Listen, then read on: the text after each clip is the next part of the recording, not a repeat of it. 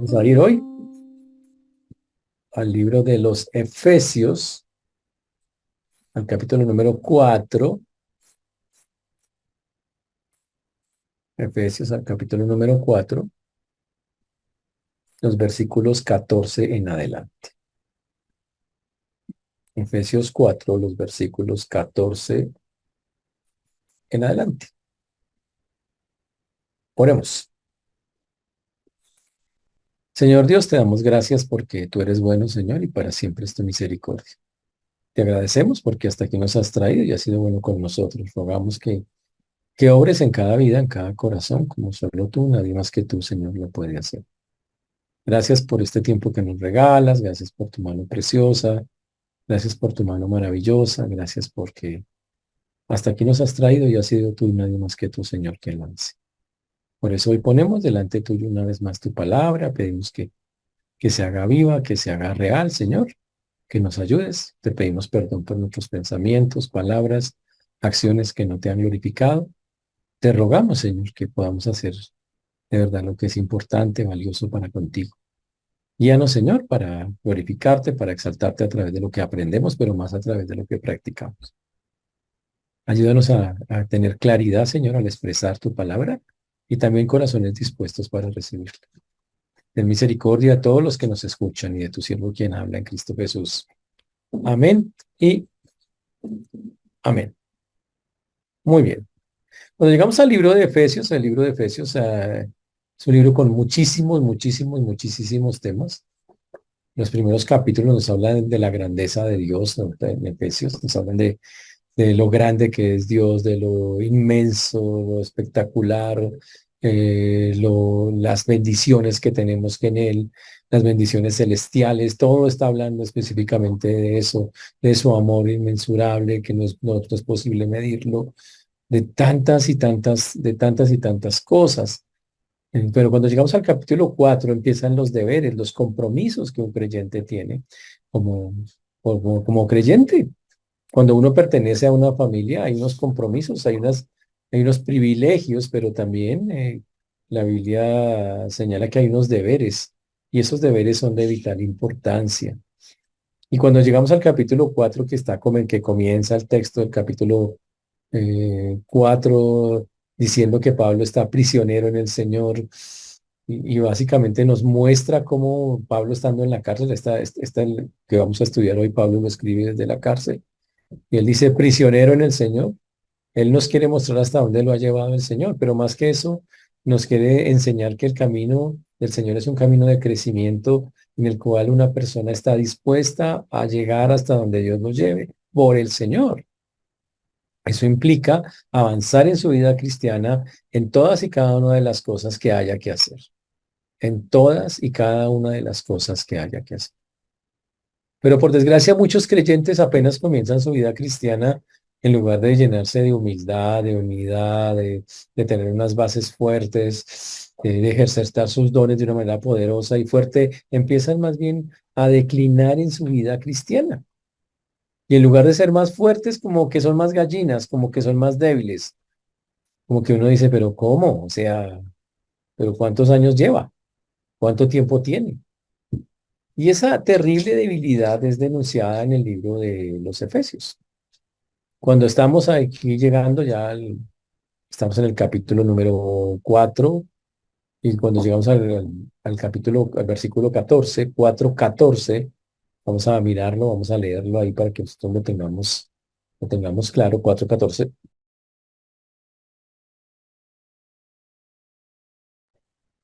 Entonces, cuando llegamos ahí al capítulo 4, el versículo 14, este nos lleva a decirnos para que ya no seamos niños fluctuantes, llevado por doquiera de todo viento de doctrina, por estratagema de hombres que para engañar emplean con astucia las artimañas del error, sino que siguiendo la verdad en amor crezcamos en todo aquel que es la cabeza que es Cristo, de quien todo el cuerpo bien concertado y unido entre sí por todas las coyunturas que se ayudan mutuamente según la actividad de propia de cada miembro recibe su crecimiento para ir edificándose en amor.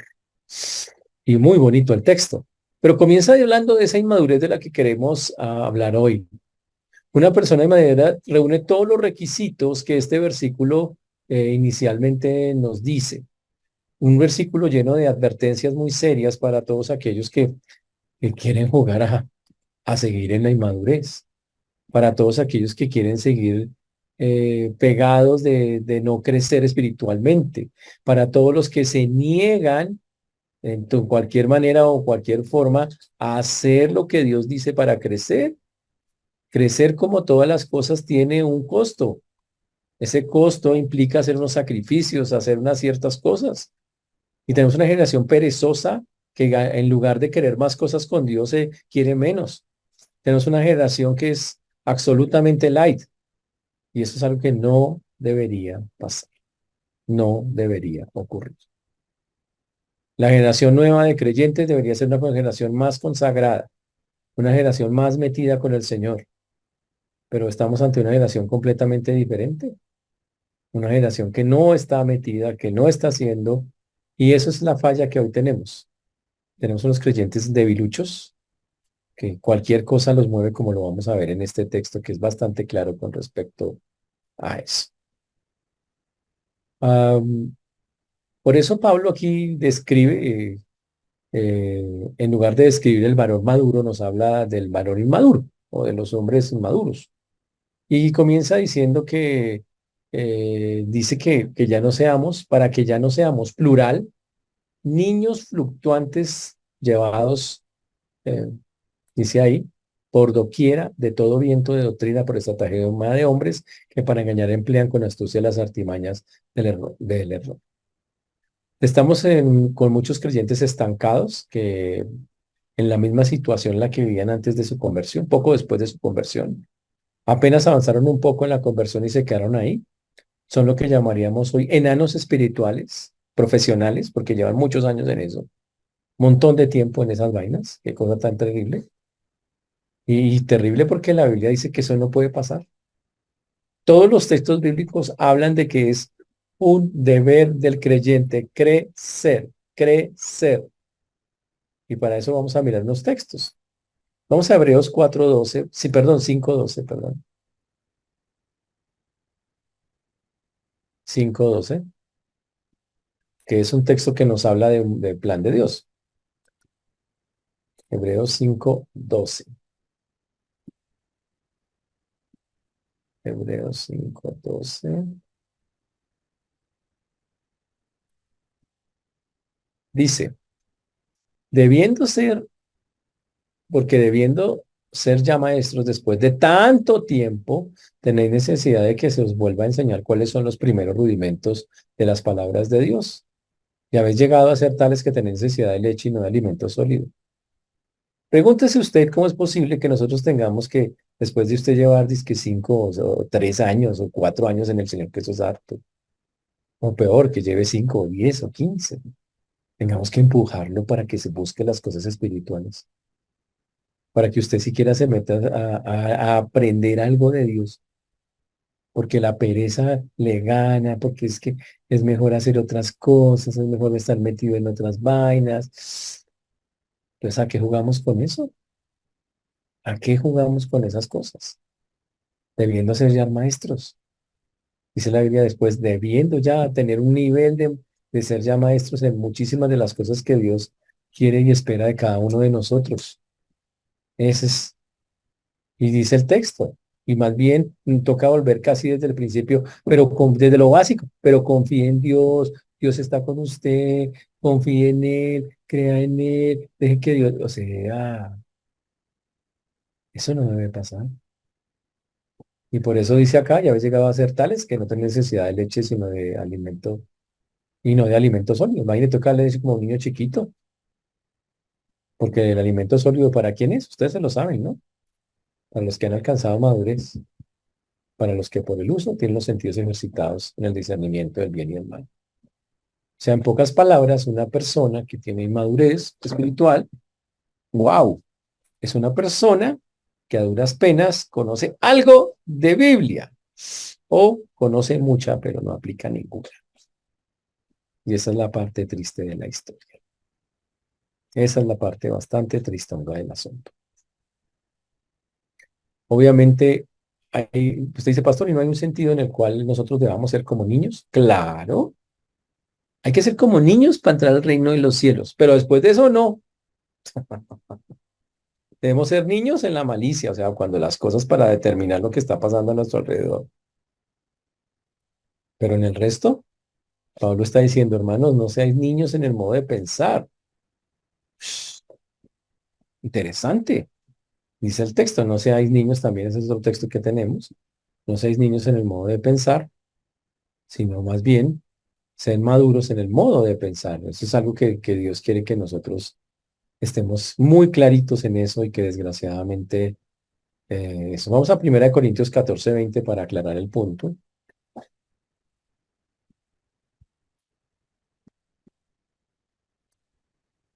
1 Corintios 14:20. Hermanos,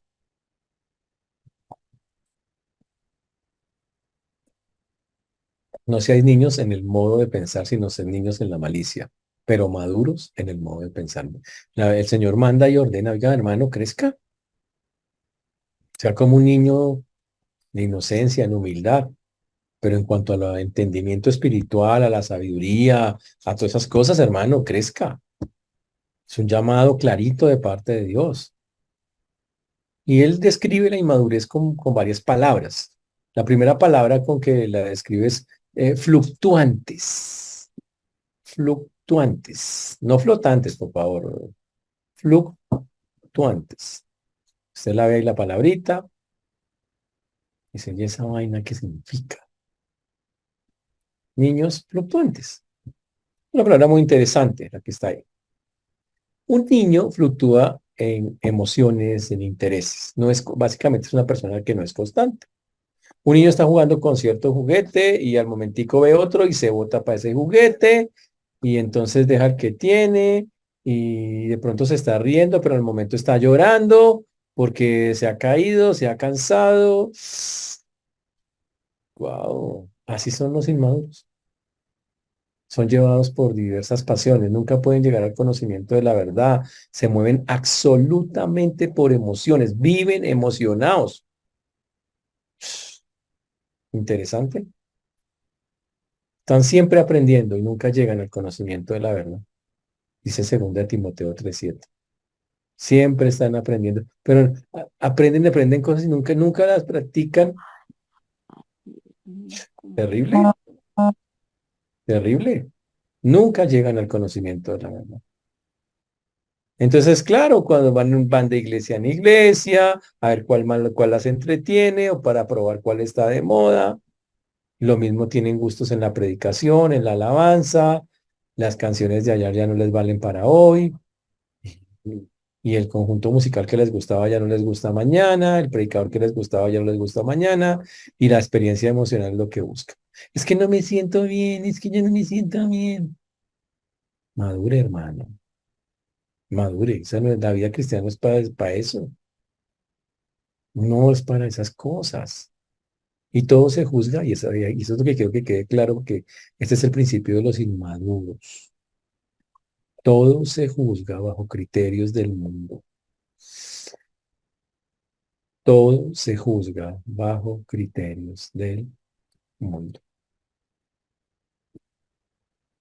Todo, todo se juzga bajo criterios del mundo. Y no con la sabiduría y el discernimiento de Dios. Y de verdad para mí eso es algo tan complejo, tan complicado. Me choco con eso bastante.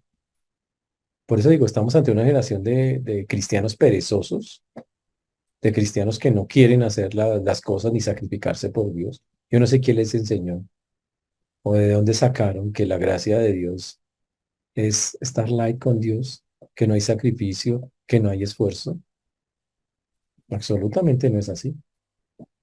Y cuando esas personas inmaduras están allá emocionadas, ay, pastor, es que no voy porque estoy muy cansado. Ay, uno necesita mente sana, cuerpo sano. Ya, hermano, ustedes no han entendido qué es la obra de Dios. Y que una persona no creyente lo entienda, está bien, pero un creyente que lleva años en esto, ¿De dónde están sacando las cosas para no meterse con Dios? ¿Qué son los criterios que tienen? Y si ustedes sacan criterios humanos para no estar creciendo en las cosas de Dios, para no meterse con, es que tengo que hacer esto, es que tengo que hacer, lo de Dios va adelante, señores. Y hay que sacar el tiempo y hay que esforzarse. ¿No dice la Biblia de los varones esforzados y valientes? ¡Wow! Y estos niños, porque la Biblia los llama niños en Cristo, son presa para los que venden cosas. Son personas que se dejan manipular de manera muy fácil. Y la Biblia hace una advertencia muy grande en Tesalonicenses 2:2, segunda de Tesalonicenses 2:2. Dice que no os dejéis mover fácilmente de vuestro modo de pensar. ¡Wow! Que no os dejéis. Eso es segunda de Tesalonicenses 2:2.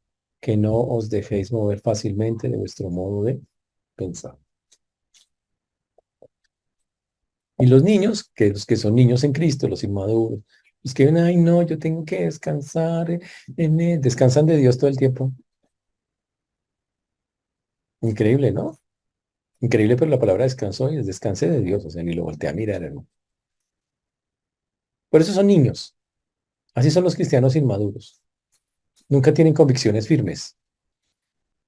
Y la convicción, ¿sabe cómo es la convicción de ellos? La del último predicador que escucharon, o de la del último libro que leyeron, o de la última moda teológica, según vaya saliendo. Ay, es que esa está como de moda, mueven para allá, y pum, agarran para allá. Qué bellezas.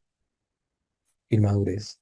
Eso no solamente tiene un nombre, se llama inmadurez, en todo el sentido de la palabra. Ahora, obviamente, hay etapas en la vida cristiana donde uno puede ser inmaduro, claro. En la Biblia hay hombres inmaduros y famosos. Y es algo que toca trabajar porque si no, usted puede ser muy madurito hoy, pero si se descuida su relación con Dios, se pega a su inmadurez, así como decimos. El ejemplo que más me gusta para poner cómo trabaja la inmadurez y cómo puede uno ser muy espiritual en un momento y de pronto no serlo en tanto, la tiene un hombre que nosotros llamamos Simón Pedro, la roca. Mm, Era un hombre muy, muy interesante.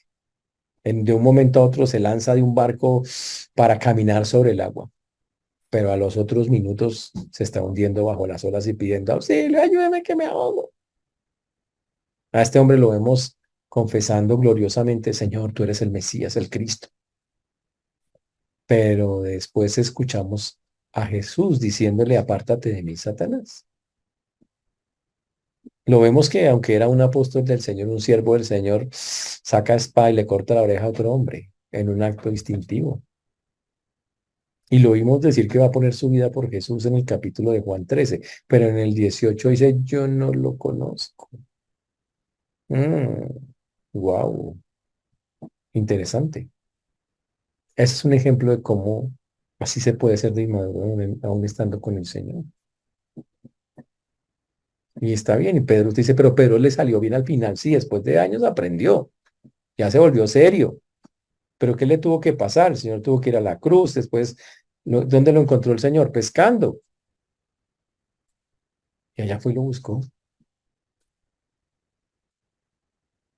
Por eso, cuando volvemos a nuestro texto que dice, no seáis ya como niños fluctuantes, los inmaduros son como niños fluctuantes. También dice el texto que estamos mirando,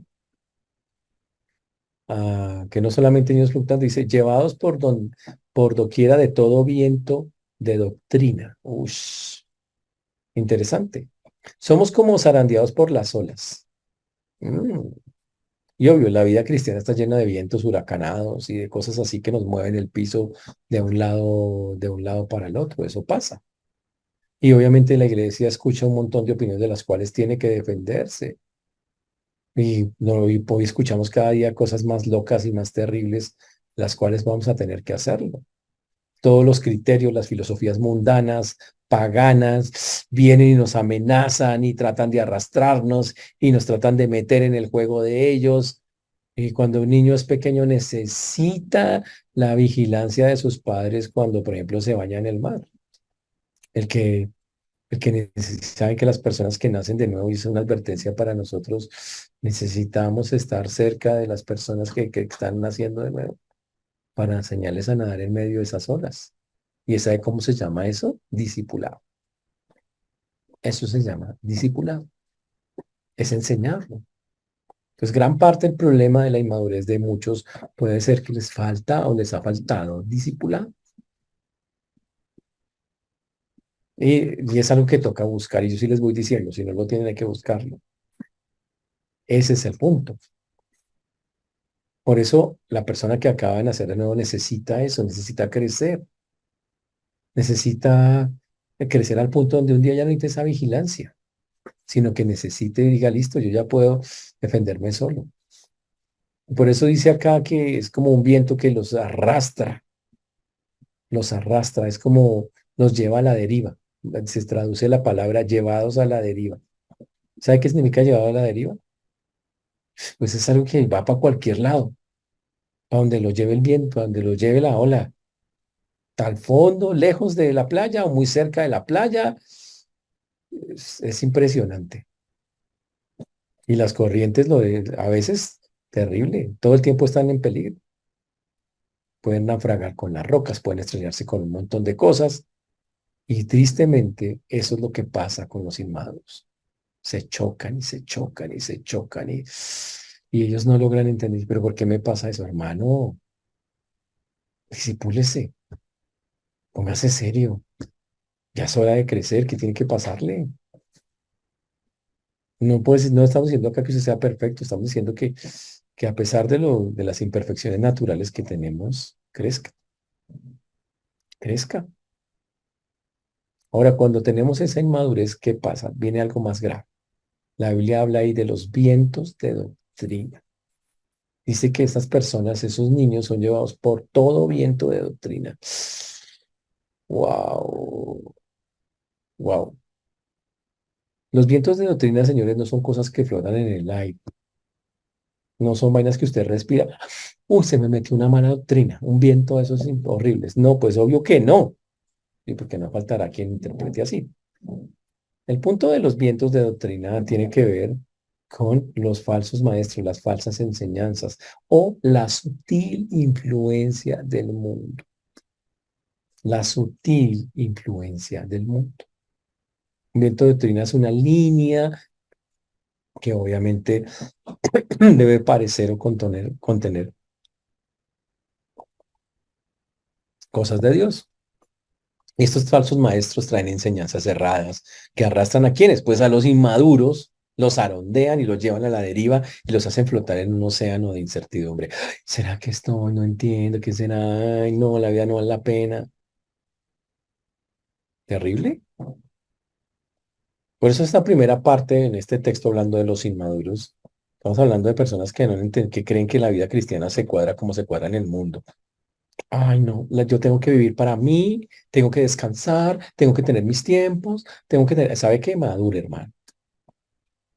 Entienda que está con Cristo, que la vida no es así, que así como se gasta en el mundo, tiene que gastarse mucho más con Dios.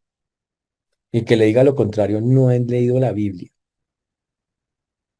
Y créame, es uno de estos. Por eso aquí se llaman los falsos maestros. Dice acá, llevados por doquiera de todo viento de doctrina, por estratagema de hombres.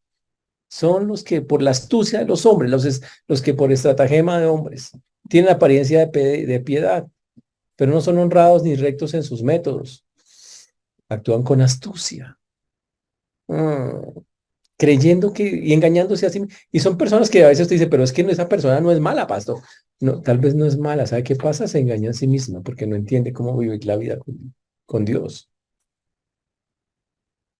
La persona que engaña muchas veces a otros se engaña a sí misma y acaba creyéndose el cuento que es honrada y que está bien y derecha con Dios.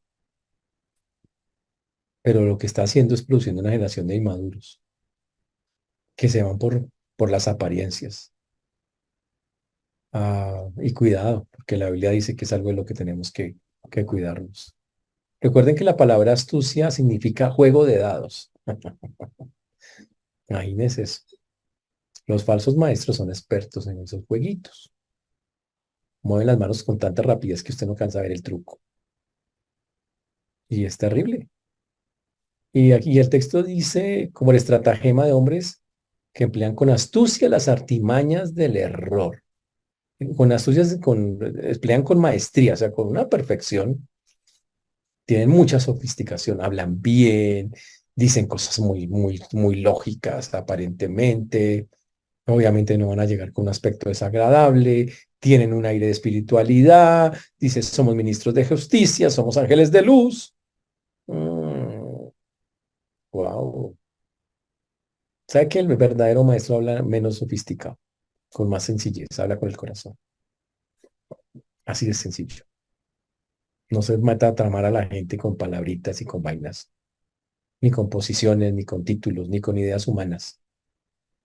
Mm, Y uno dice, lo terrible que Pablo está denunciando es que la persona inmadura no tiene defensas ni discernimiento para protegerse de tales cosas.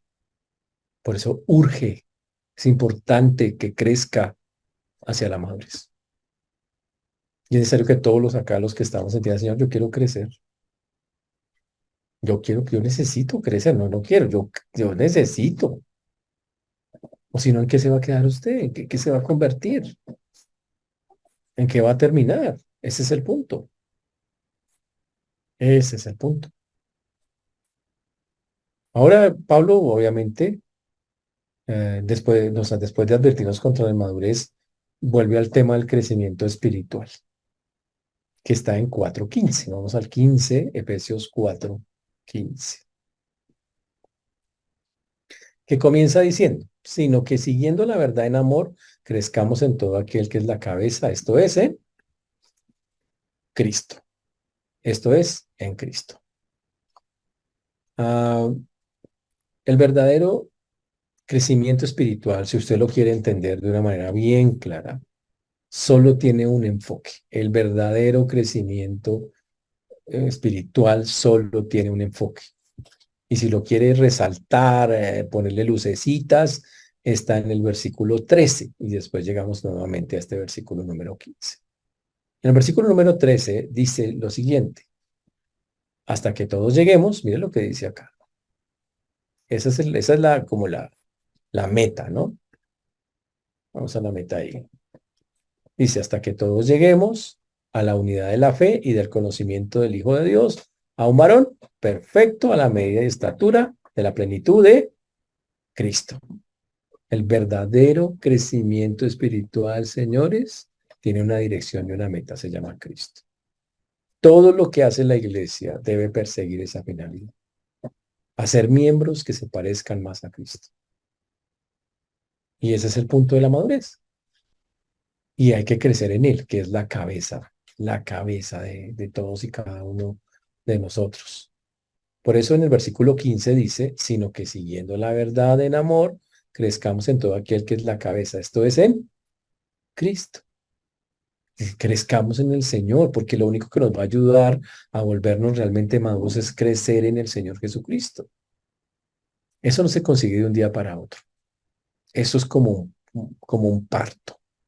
Pablo lo dijo de esa manera. Él dijo que él sentía que cuando estaba con los Gálatas, dice que sufría dolores de parto hasta que Cristo sea formado en vosotros. Mire cómo Pablo describe el crecimiento. Eso está en el versículo de Gálatas 4:19. Vamos para allá. Gálatas 4:19. Y hijitos míos, dice el texto, por quienes vuelvo a sufrir dolores de parto hasta que Cristo sea formado en vosotros. Eso es como formar personas, que la formación de una persona es como un parto. Eso es algo muy fuerte, muy, muy, muy duro. Pero así como dicen, si usted no colabora, colabore, colabore, o sea, dispóngase, disponga su vida, disponga su corazón, lo que usted tiene que hacer. Por eso muchas veces la gente no Se frustra cuando ve que muchos en la iglesia no están creciendo, no avanzan, cuando la Biblia dice que es lo que debería pasar, pero recuerden que eso es responsabilidad individual. La iglesia puede exhortarlos y llamarle la atención a ustedes. Oiga, hermano, crezca, dependa de Dios, madure, haga y usted si no hace nada, no pasa nada. Y por eso aquí es el Señor. Crezcamos en todo aquel que es la cabeza, esto es en Cristo. Crezcamos en todas las cosas. Ahora cuando dice acá, sino que siendo verdad, crezcamos en todo. Miren la frase que estamos viendo en este texto, que es lo que manda el Señor, que dice que crezcamos, mire el texto, no en un pedacito, ¿en qué dice? Voy a resaltarlo. Dice en el texto, ¿cuál es ese? Crezcamos en todo, es este 15. Dice hasta que crezcamos en todo. Aquí está, miren. Crezcamos en todo. La Biblia manda a que todos nosotros crezcamos en todas las áreas. ¿Cuáles son esas áreas? En todas. Nuestra mente, por ejemplo. La Biblia dice, renovaos en el espíritu de vuestra mente. Eso es crecimiento. Y cada pensamiento tiene que subordinarse al Señor, trayendo todo pensamiento a la obediencia, llevando cautivo todo pensamiento a la obediencia a Cristo. Cada aspiración nuestra, cada cosa que ambicionemos, tiene que conformarse a su voluntad. Todos tenemos que aprender a andar como Cristo anduvo. Por eso esas vidas facilistas que quieren algunos con Dios no van con Dios. No van con Dios. Ahora, ¿cómo podemos ir creciendo? Dice, pero pastor, ¿se va a ser difícil? Claro. Y usted dice, ¿y acaso no tenemos? Y yo les diría, ¿y acaso no tenemos recursos para eso? Si le preguntáramos, Pablo, y pues muy lindo lo que dice, pero ¿cómo hacemos para crecer? ¿Con qué recursos crecemos? ¿Qué hubiera contestado él? Hermano, tenemos la palabra de Dios, tenemos al Espíritu Santo, tenemos la soberanía, Dios mismo trabajando con nosotros, Dios cuadrando circunstancias para que maduremos, el Señor apartándonos. Tenemos unos dones que cuando la gente los ejerce nos ayudan a crecer, nos ayudan a crecer. Ese es el punto. Y por eso la única manera de llegar a esa madurez nos viene, y aquí viene al final, por eso este texto lo resume en esa manera, siguiendo la verdad, dice, en amor, significa lo que va a ayudarnos a crecer de verdad a niveles increíbles es practicar el amor bíblico, que es el secreto de ese texto que está metido ahí. Siguiendo la verdad en amor, crezcamos. ¿Quiere crecer mucho? Practique el amor bíblico. Uy. En vez del engaño, de seguir siendo engañados por las doctrinas, por la gente, por las ideas humanas que les dicen vainas que nada que ver. Necesitamos el amor. Necesitamos trabajar y practicar el amor. Mm, ok. Ahora, practicar la verdad en amor significa aprender específicamente qué es el amor de Dios, qué es ese amor incondicional y empezarlo a practicar con todo el mundo. No es hablar del amor, ojo, no es aprender todos los versículos que hablan del amor, no es eso. Es practicar todas aquellas cosas que la Biblia dice que el amor hace. Ese es el punto.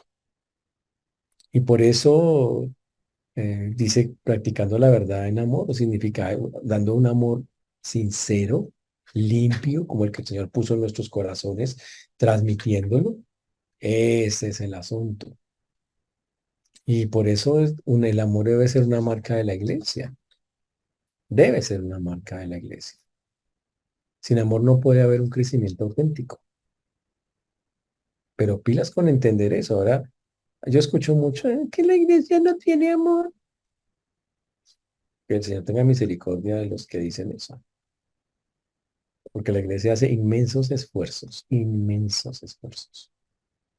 Porque las personas tengan herramientas para que crezcan. Y eso es amor, señores. Y seguro faltarán muchas maneras de hacerlo. Pero decir cosas así de la iglesia no aguanta. No tiene ningún sentido. Por eso, cuando por la iglesia Crece cuando se pone en práctica el amor de Dios, con un espíritu fraternal, sincero. Ese es el asunto. Y por eso tan importante que nosotros lo tengamos claros. Y por eso hay que defender la verdad, hay que defender la palabra. Aquí hay que estar diciéndole al Señor de manera constante, quiero crecer, Señor, ayúdame, necesito que eso se haga vivo y real en mi vida. Y la idea es que eso sea así. Ahora, ese crecimiento, como lo decimos, llega por Cristo, porque Cristo llega, es la cabeza del cuerpo. Debemos crecer desde en Él y desde Él hasta Él, o sea, todo en Él, metidos de cabeza con el Señor. Él es la fuente y la meta del crecimiento de la iglesia. Él es quien dirige, quien capacita el funcionamiento y el crecimiento. Y por eso el texto nos lo dice de esa manera. No puede haber crecimiento si el cuerpo no está bajo las directrices de Cristo, si no vive en armonía con Él, si no los que están dentro del cuerpo no se transforman hacia su imagen. Y sin Cristo, señores, la iglesia no es nada.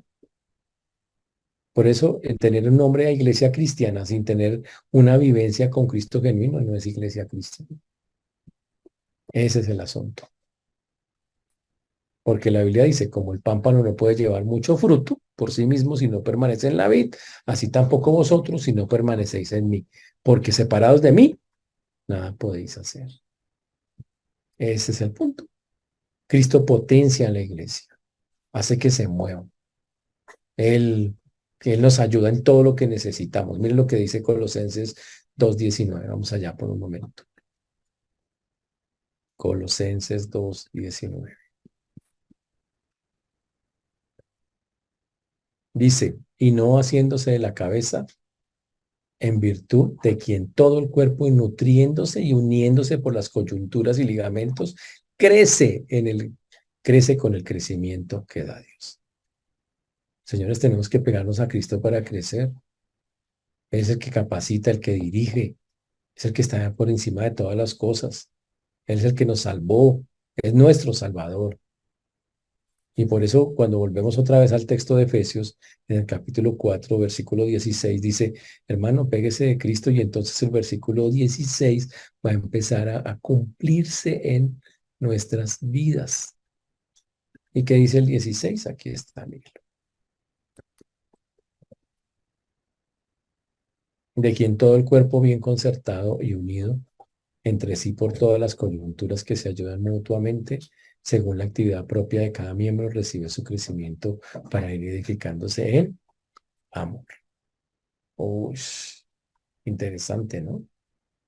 De quien todo el cuerpo bien ajustadito, se traduce también bien armonioso, unido, cohesionado por cada articulación.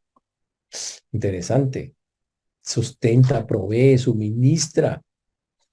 Uy, la actividad necesaria o propia para cada miembro en particular. Y así va efectuando el crecimiento para la edificación en amor. El texto lo dice, está diciéndolo con otras palabras, pero básicamente nos dice la imperiosa necesidad de crecer al lado de otros. Señores, necesitamos crecer al lado de otros, es importantísimo.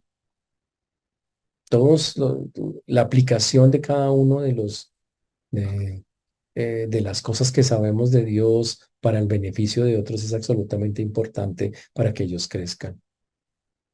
Si hay algún necio o necia que no quiera hacerlo porque no quiere, listo, pero ¿saben qué? Nosotros debemos estar dispuestos siempre a dar la parte que tenemos del Señor. Ese es el punto. Y por eso Cristo es nuestra cabeza. Y aquí lo que estamos diciendo también es que cada miembro, conforme a los dones que Dios le ha dado, necesita la colaboración de los otros. Absolutamente, es absolutamente importante. Y se lo voy a decir clarito para que dejen de decir cosas. El crecimiento de la iglesia es responsabilidad de todos, no solo de los líderes de la iglesia. Y eso es algo que debe quedar claro en nosotros como creyentes. Porque es que la iglesia no es uno, la iglesia son todos los que la componen. Y son las cosas que Dios le ha dado a cada uno y que tienen que ser ejercitadas para que todos crezcamos. Así que cada uno a hacer su parte, por decirlo de otra manera. Y por eso Pablo dice que todos bien debemos estar bien articulados, colocados articuladamente. El texto dice bien conectados. Interesante. Y así crecemos. Es como cuando se monta un edificio, debe estar exactamente en el lugar, esa es la piedra que sigue en el lugar exacto. Ese es el asunto. Unidos de tal manera que quede pegado, reunido. Los miembros tienen que involucrarse en un proceso continuo con los otros. Y yo quiero preguntarles, ¿nosotros somos así?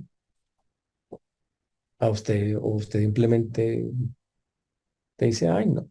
O usted es todo como pues sí, la iglesia, yo voy a mirar qué cojo de la iglesia y qué no. Y no coge nada y encima todo habla mal de ella. Entonces, ¿a qué jugamos? Madurez, que eso es inmadurez. Así de sencillo. Por eso dice el texto que, que básicamente nosotros a través de esto debemos crecer y ser edificados en amor, como dice ahí al final del versículo 16. Dice que ayudándonos mutuamente recibe su crecimiento para ir edificándose en amor. Cuando cada miembro del cuerpo, señores, funciona correcta y activamente, en estrecha comunión con Cristo, que es la cabeza, se va efectuando un crecimiento en el cuerpo. Pero cuando usted se la pasa es juzgando y criticando por su inmadurez a los demás que están en la misma iglesia, que la iglesia es usted, el cuerpo se atrofia. Por eso es tan terrible que las personas no entiendan y no hagan su parte y se limiten simplemente a juzgar y atacar. Y esa es una parte triste de la historia.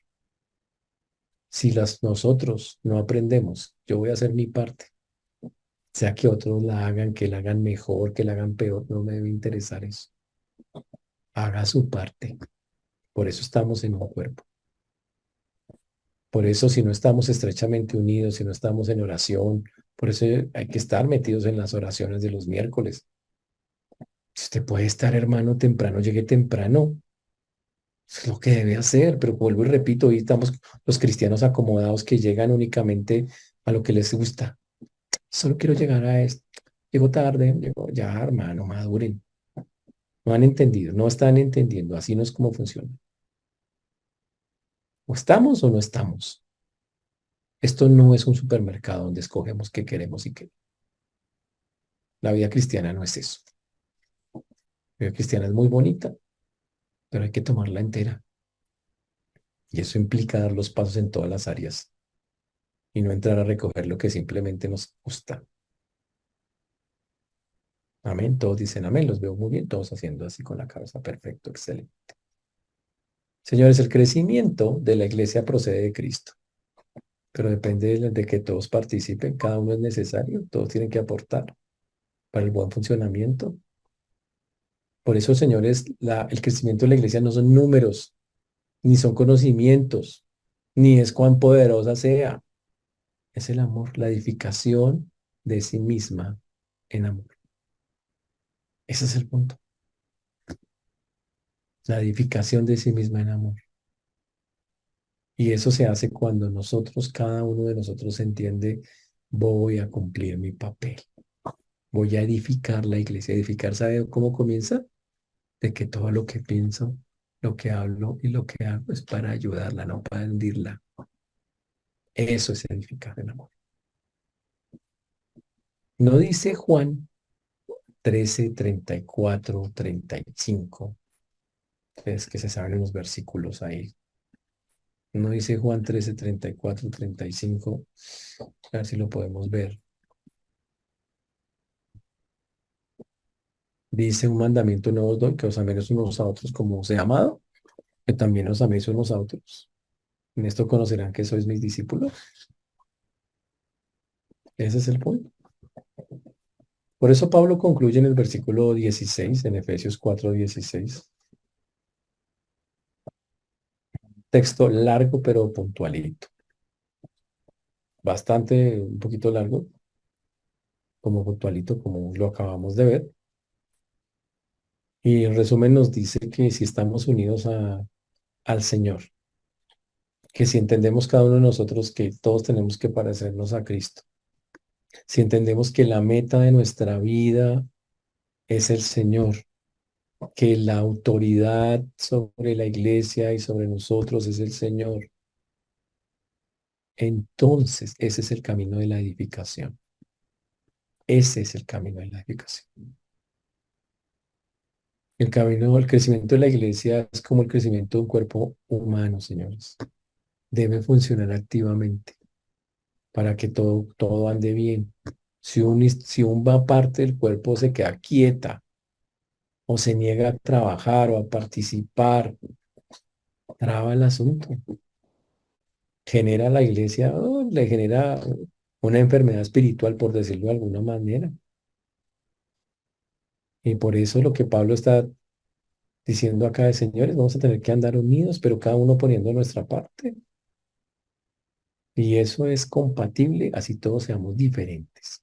Porque aquí algunos de ustedes son bien diferentes, todos somos diferentes unos de otros. Por eso, señores, hoy tenemos que reflexionar y pensar, ¿qué es lo que en verdad me falta? Queda claro, esto no es un asunto de una persona, esto es un asunto de un grupo de personas que Dios llama la iglesia, su iglesia. Esto no es un asunto de quedarme quieto, sino en verdad entender que la vida con Dios es una vida de sacrificio, no de acomodarme a escoger lo que, ay, quiero estos pedacitos, sino todo el paquete.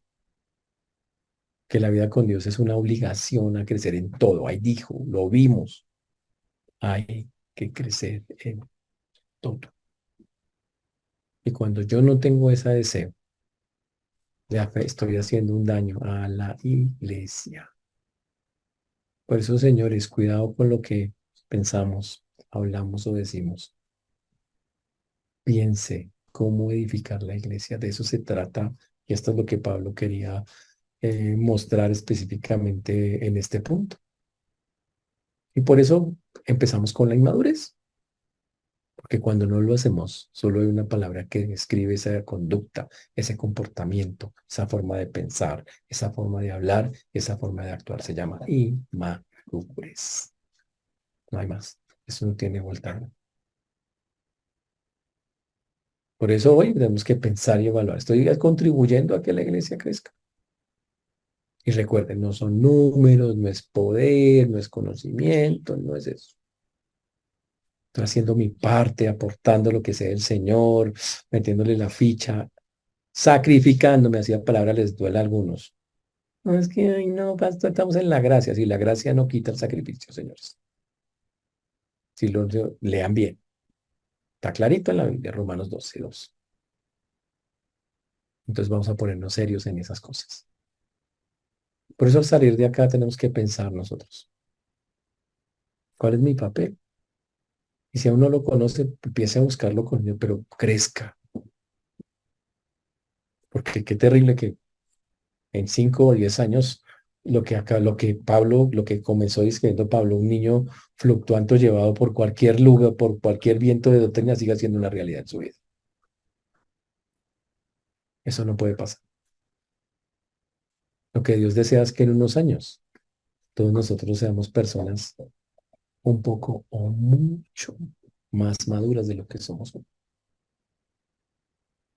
Y la enseñanza final del texto, solo hay una manera de que eso pase: practicar el amor bíblico tal cual lo señala la escritura. ¿Y sabe qué significa eso? Hermano, vaya y sirva a su hermano.